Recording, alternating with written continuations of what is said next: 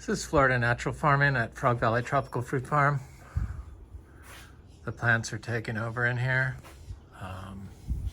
This is that Philodendron domesticum variegata. It's now like taller than me, more than 6 feet.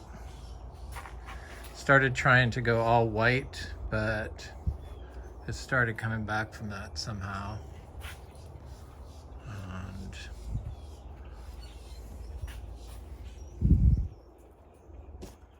I might have to cut it back. And then this Philodendron Jose Buono is just a stunner. This plant is gorgeous, not 6 foot, but it's 4 feet. This is a Philodendron giganteum lizard.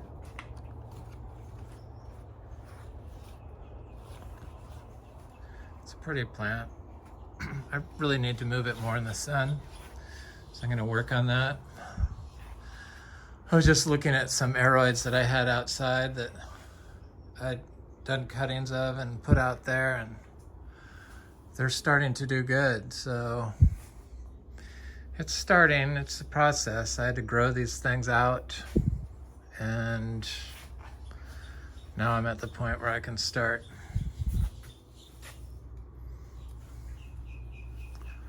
propagating.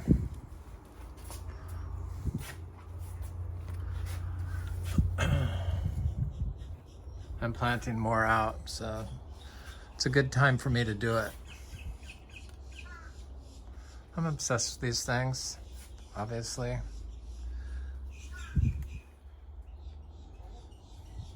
This is Epiprenum Cebu Blue variegated from Equigenera. Looks like it's going to have some good variegation coming out on it.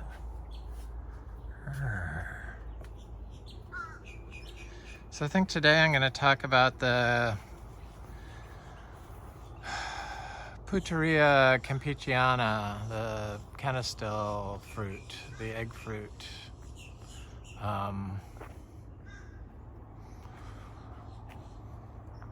It's a well-studied plant. So I'm mostly going to talk about the leaves, the phytochemicals in the leaves. And they've discovered like 6 compounds that they can make medicine from in the leaf and the fruit, but in the leaf contains more phenolic compounds and more vitamins. So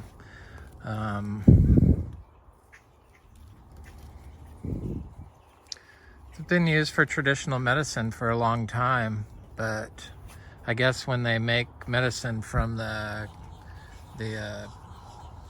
molecule that's found in the leaf, then they can say it has pharmacological properties. So this is a grafted tree, and this tree has produced fruit. Unfortunately, since the freeze and the drought of this summer, we haven't had any fruit on our Canistel trees. 2 of our Canistel trees like froze very hard. One Canistel got hit by the drought, a raw sapote, and then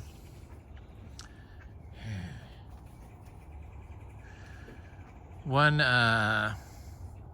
froze back half a fruiting tree. Whole fruiting tree froze down, but anyway, it's very sad. But so we haven't had any fruit since then. So this is a grafted tree that's called Delightful, that is like just falls over too much. You can even see the branches do that. It's just like it had so many flowers on it. The fruit is really good on this tree. It's delicious. It's like a pointed fruit, and it's got little flowers all over it, I see. So there's no reason why this thing can't set fruit now. So the weather's perfect. Looks lush, and I'm glad we have this tree planted. We still have a couple of fruiting Canistel trees. It didn't totally wipe us out, but I started a lot of seeds from the egg fruit, the Jose Buono, and that one, Pouteria campechiana. And so we grow everything the same way. We're a biodynamic, certified, rare tropical fruit farm, and other plants, obviously. And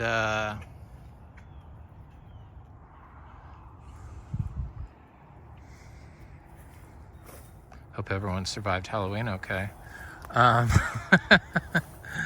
And we grow everything the same way. We make biodynamic compost. We believe in biodynamics. We set aside most of our property. The orchard floor is a wild space, so we stay off of it, and I only take select paths through the property, except for when I have to harvest fruit or leaf. And I need to make some leaf tea. And here's one of these seed grown from the fruit of Jose Buono, I believe. Egg fruit tree, Canistel fruit tree with amazing leaves that I'm going to start including. Sometimes I forget about it, forget about the Canistel fruit tree while I'm collecting my leaves, but I'm going to do that. I need to collect leaves today. I just drank the last of my tea and I want to stay on top of it. They did the leaf, so I make tea out of the fruit leaves of these trees. And what I've started doing is I heat the water up and I collect, a bunch of leaves, different trees. I used to try to do 30, but I don't adhere to that anymore. I just collect what I can. I try to do 2 of each now. And I do half of them with the water hot, and then the other half I set in there after the water's cool and refrigerate it.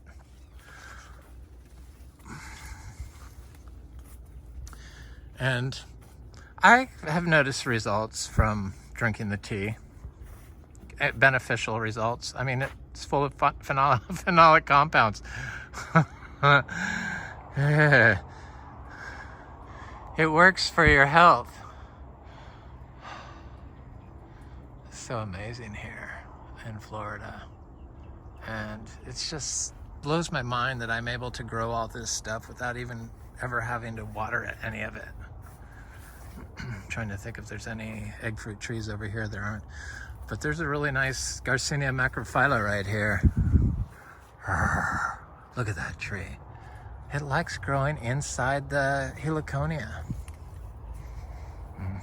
Buffered it from drought. This one wasn't in the heliconia, and it suffered during the drought, and it's not as fast a grower, but the heliconia is getting near it, so I'm sure once the heliconia gets near it, it will start growing better. I mean, how beautiful is it in Florida?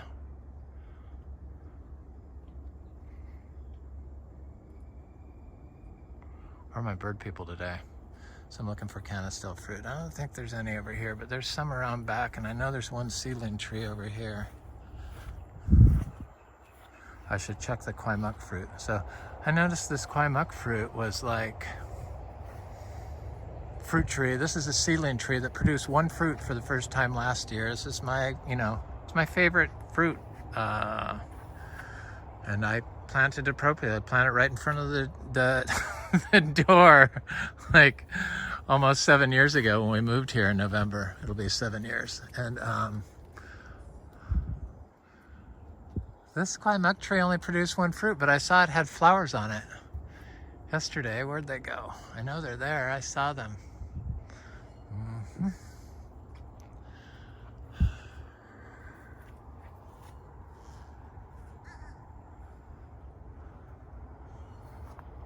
They're there. I know. I was like, did I lose my mind? See, right there? It looks like it's going to fall off. Maybe the others fell off. No, I see little flowers. So it's flowering right now. I imagine it could set fruit. I didn't really think very good because I put the path right next to it, like right there and right here, so which is not the best place for a tropical fruit tree. Same with this little seedling quinamp tree, but it looks okay. Okay, look at the egg fruit trees, the Canistel trees. I see a little tiny Garcinia dulcis popping up right there. So we started this because the egg fruit, the Canistel fruit,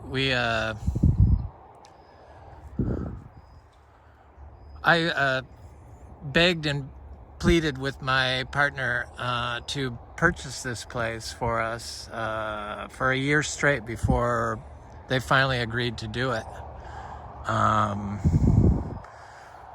We were living like 20 miles north of here, and I would beg to drive by this property, and he said, now. And then he ate a raw sapote fruit for the first time and said, we need to grow these commercially. And I'm thinking, yeah, we need to grow Garcinia trees commercially. But so that's why we started. How we got to start this place was because he tasted the Pouteria campechiana. Here's one. Here's a seed-grown tree right there. Hard to see this stuff growing amongst the weeds, but that's how they grow. And those little trees, they do grow up, and eventually they will get big, but they're not there yet. It's only been in the ground a year. It's from last year's fruit. It's dry farm, so we had a horrible drought. Just the fact that it survived the drought is pretty amazing in itself. Start getting those something was chewing on the leaves, grasshoppers or something, during the drought.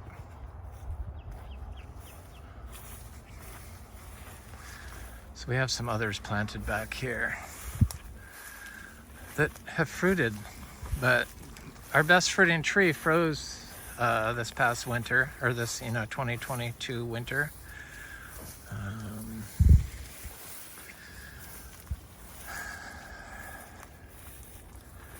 Was not a good experience.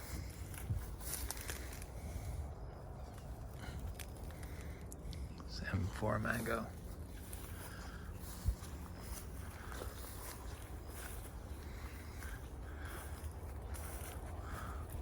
Look at my little vegetable garden while I'm here.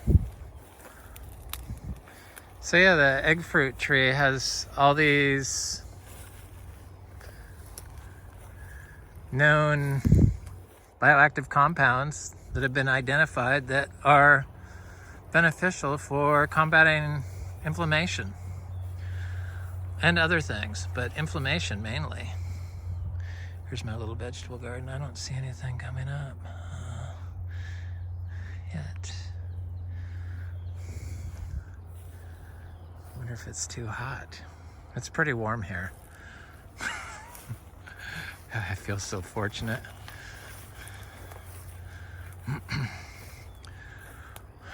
All the flooding going on in the Philippines, those poor people. The Gulf Coast and all the issues caused by Ian.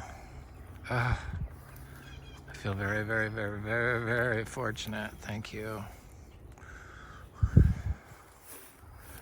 Okay, I'm trying to go over to the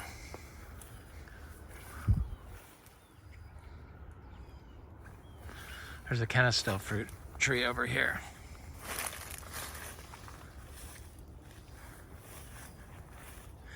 It's so funny that people don't know about, oh, this one's flowering really good. This one set a fruit last year, and then the freeze came and it held the fruit, but then it dropped the fruit. I do not like vines growing on my trees. Ew.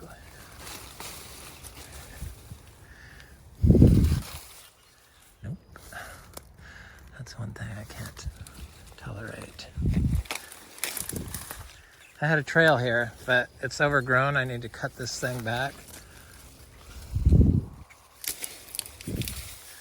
That's gotten pretty big.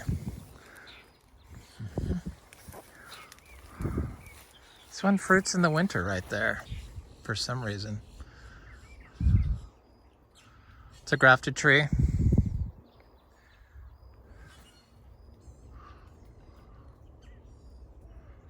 I love the Canistel fruit, especially now that I know that it's so healthy for you. You can kind of tell when you eat it. There's something to it, the fruit. That's pretty special. The Sapote especially. That was a Sapote. There's my little jackfruit that's trying to ripen along here, but isn't it? No, not yet.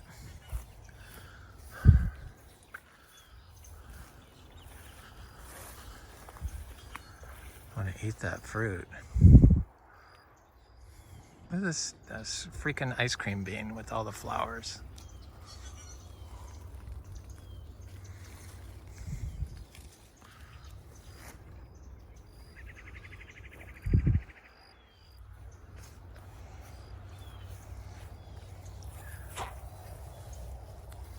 It's a sugar apple. Okay, there's a grafted Sapote right here, looking haggard, but it's pretty big. It's gotten big. That thing has not flowered yet, but this is a fruiting tree, and it was like twice the size, but the freeze took it back. And it's not even flowering, which is kind of surprising to me, but maybe it needs to recoup. Freeze set it back, definitely. The mangoes, they seem unaffected by the 31 degrees we had. Some of them froze, but those were in horrible compacted areas. This wasn't one of those compacted areas. Okay, here's my star tree that I love. My Quaimak fruit tree. I see a ripe fruit right now. See the fruit.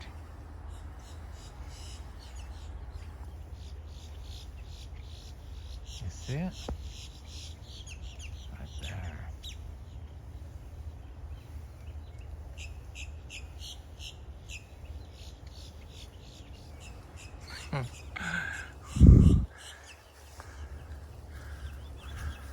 I'm not really, my mouth isn't watering thinking of it, so I must have had enough of these, maybe. But no, it's started up now in anticipation of it. Touch the tree, maybe.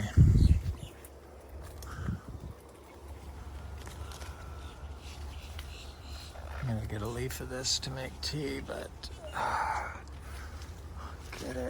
get the fruit. Fell off right in my hand. Perfect. Not a very big one. Oh, here's one here too.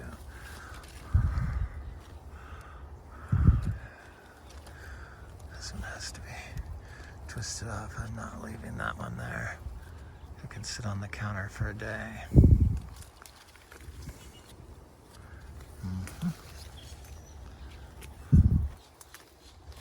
I don't know if that's it. No, there's more fruit on there. Oh, it's flowering again too, right there. Oh, blessed tree. Please, flower some more. Anyway, Frog Valley Tropical Fruit Farm. I hope you have a beautiful day.